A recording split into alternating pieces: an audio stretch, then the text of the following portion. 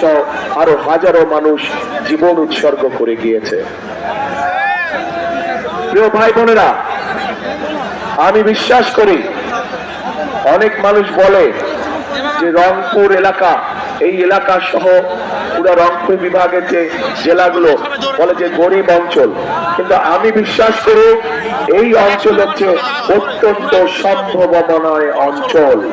শুধু দরকার সঠিক পরিকল্পনা, শুধু দরকার সঠিক ব্যক্তির, শুধু দরকার সঠিক নেতৃত্বের।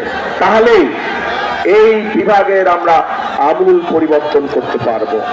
কিন্তু সেই আমূল পরিবর্তন করতে হলে ওই যে বললাম, সঠিক ব্যক্তি এবং সঠিক নেতৃত্ব দরকার।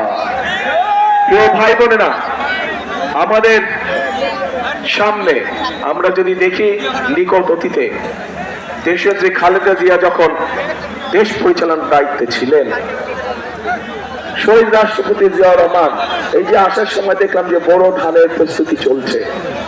শহীদ জিয়া এই দেশের শাসনভার গ্রহণ করার আগে এখানে বড় ধান হতো?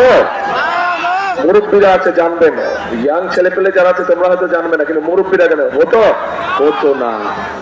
এটি শহীদ জিয়ার অবদান, অর্থাৎ ফসল বাড়তি ফসল শুরু হয়েছে।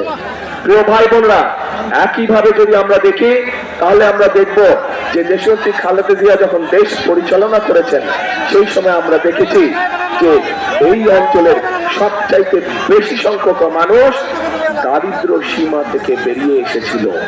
কিন্তু বিগত 16 বছর ধরে আমরা দেখেছি যে আরো যতগুলো মানুষ দারিদ্র সীমা থেকে বেরিয়ে এসেছিল, তথাকথিত উন্নয়নের নামে লুটপাট হয়েছে, কিন্তু মানুষের ভাগ্য পরিবর্তনের জন্য সঠিক কোনো পদক্ষেপ গ্রহণ করা হয়নি। ফলে মানুষের কর্ম